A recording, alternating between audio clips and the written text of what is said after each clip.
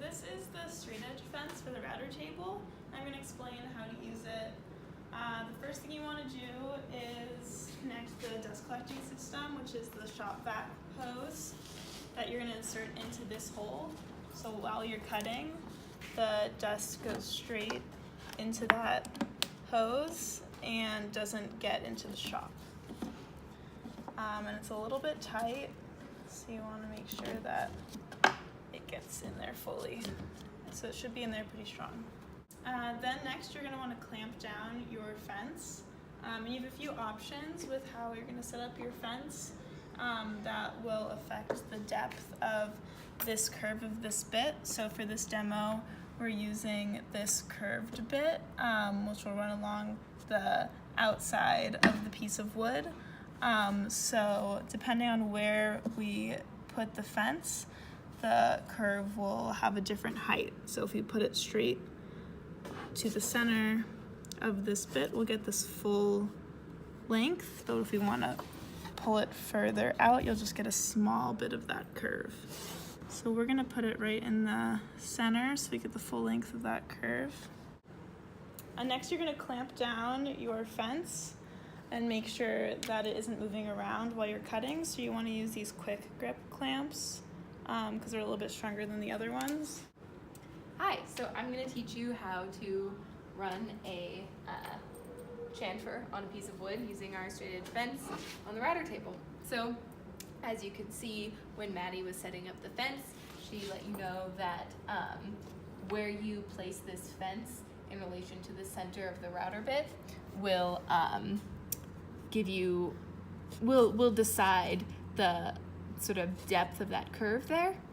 And if you could imagine with a straight bit, if it was just, cutting out solid amounts of wood, that the further back you had this fence, the more that the bit would be exposed and therefore more wood would be cut, or the further forward you had the fence to that bit, the smaller amount of that bit would be exposed and the less wood you'd be cutting.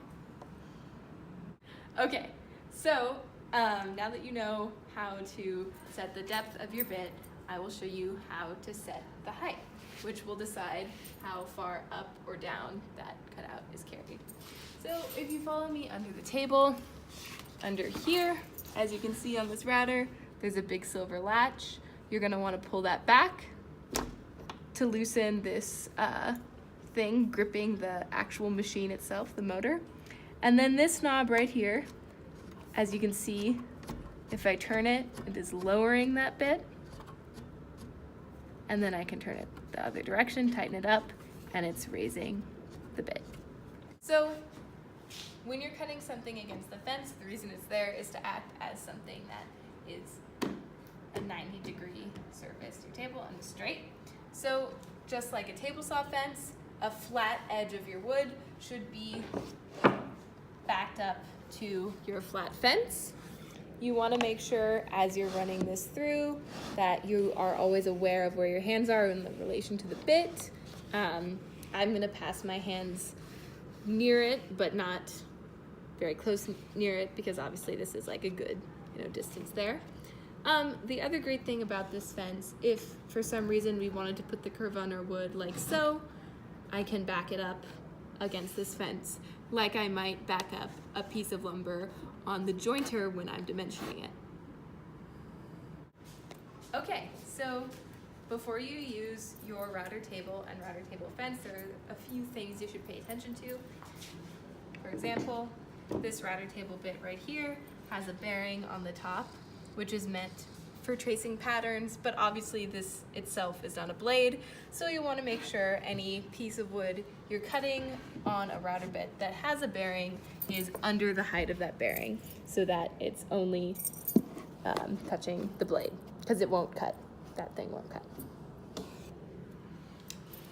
All right, so the next thing you'll want to do is start your dust collection, which you can do simply by turning on your vacuum. So make sure that's plugged in and go ahead and turn the vacuum on.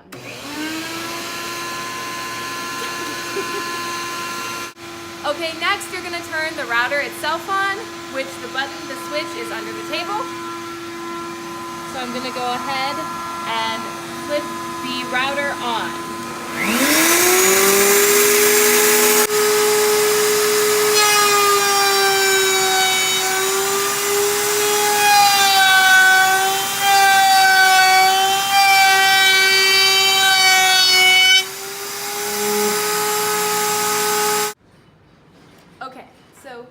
can see, we made a little chamfer on our wood, which is this rounded edge using the router bit.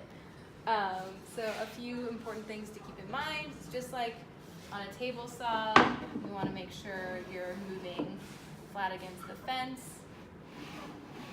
and that when you get to the end of your piece, as this is open around the bit, that you don't twist it into the bit or like have it at an angle here, because then it could kick out and that would be dangerous.